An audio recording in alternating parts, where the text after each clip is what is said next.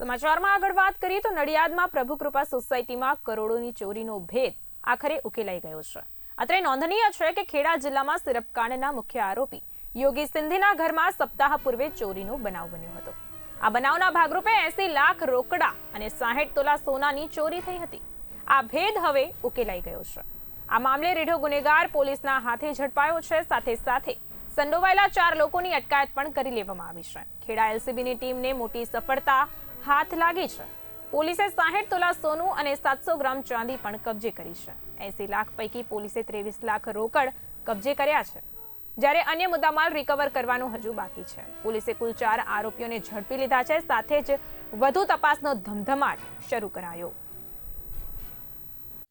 નડિયાદ ટાઉનમાં જે પ્રભુકૃપા સોસાયટી છે ત્યાં ગઈ 15 તારીખે મોટી ઘરફોડ ચોરીની ઘટના બનેલી અને ફરિયાદીએ ફરિયાદ આપતા જે તમામ વિગત છે એની અંદર આશરે 60 તોલા જેટલું સોનું, 600 ગ્રામ જેટલું ચાંદી અને 80 લાખ રૂપિયા જેટલી રોકડ રકમની ચોરી થયેલી અને તાત્કાલિક ગુનો દાખલ કરી ખૂબ મોટી ચોરીની ઘટના હોવાથી જિલ્લા પોલીસ સક્રિય થયેલી। એલસીબી, એસઓજી, લોકલ પોલીસ તમામ અલગ અલગ ટીમો બનાવી અને મહેનત કરવામાં આવેલી અને આ બાબતે આટલા દિવસથી ડિટેલમાં ટેકનિકલ ઇન્ટેલિજન્સ અને હ્યુમન ઇન્ટેલિજન્સથી મહેનત કરી રહ્યા હતા।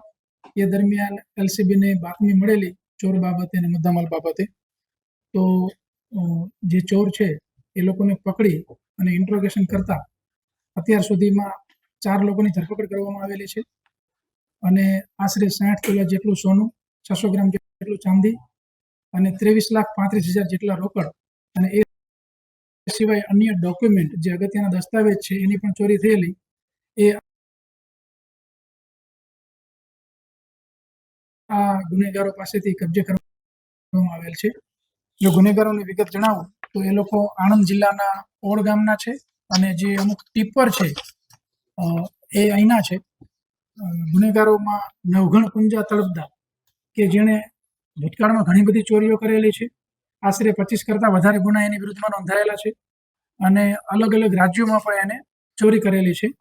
બીજા આરોપીમાં વિષ્ણુભાઈ મફતભાઈ તળપદા, એ લોકો પણ આણંદ જિલ્લાના છે। સમીરભાઈ મોઘાભાઈ તળપદા જે રિક્ષા ચાલક છે અને ચોરી કરવા માટે પોતાની રિક્ષા લઈને આવેલા અને જે મુખ્ય જે ચોરની ઘટના અંજામ આપનાર છે એને મદદ કરેલી।